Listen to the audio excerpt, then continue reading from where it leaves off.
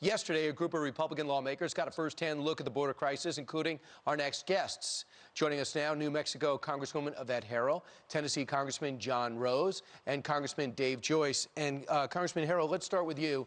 What did you expect? What did you see? Well, I was impressed that the facility is obviously brand new. It's been open just a year. And when they built this, they thought that they would never reach capacity. But while we were there yesterday, we were told by Chief Chavez that they actually did indeed meet their capacity yesterday and are looking for overflow opportunities even out in their parking lot. But the facility is very nice considering the trek these people came through to get to our border. Congressman Rose, who was in there? Who were in these facilities? Well, we saw a combination of families, unaccompanied minors, and individual adults that are being processed at this facility. Obviously, the unaccompanied minors maybe is the most tragic of the stories. Congressman Rose, did you see a situation where it was an overwhelmed facility? Are we getting to that point? I think we're getting to that point. This facility was built to accommodate about 100,000, just over 100,000 individuals, or I'm sorry, just over 1,000 individuals, and they exceeded that capacity yesterday. So I think they are planning for what they believe will be a rising surge. We're at about 50% more than at any previous point at this point in the year. Congressman Joyce, in terms of where they're from, what they hear, why they came, I know the language barrier is an issue, but did you get some of the stories? I did not personally because I am not that fluent in Spanish, but Congressman Jimenez, I know, had a discussion with a family that made the journey from Haiti.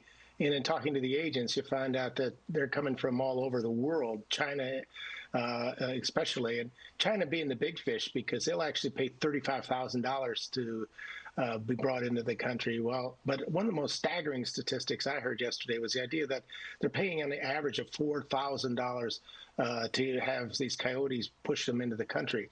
Now think about that. Just last month, they caught 100,000. That's $400 million. So there's and think of the people we didn't catch. So there's a huge financial incentive for this to occur as well. Let's take a look at some of the stats. The Southern Border Migration Encounters, we have a full screen. 100,441 came in February of 2021. That's stunning. That's up 28% from January, up 174% from February 2020, the highest since June of 2019. So this is stunning. Congresswoman Herrell, when you look at this situation, where is this heading? Where are we going to be in 3 weeks? Where are we going to be in a month?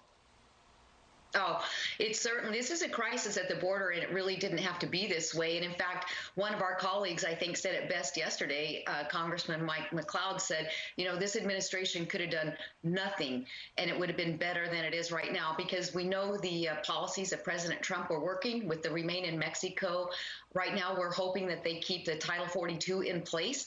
That is actually what's helping. That's the public health order that allows Border Patrol agents to process on the border those that are coming here illegally from Mexico or Canada and then expel them back to Mexico or Canada. That is one of the tools that is working. The Border Patrol told us yesterday that has been a godsend. They hope that that Title 42 stays in place. And we have actually introduced legislation doing just that. So we're hoping that we can get some legs under that piece of legislation and get it through so that we can keep that available for our Border Patrol agents and for the country. Unaccompanied minors, you got 9,457 in February. So, Congressman Rose, when they turn around and say this is all Trump's fault, it was broken policies, broken border we inherited, what's your reaction?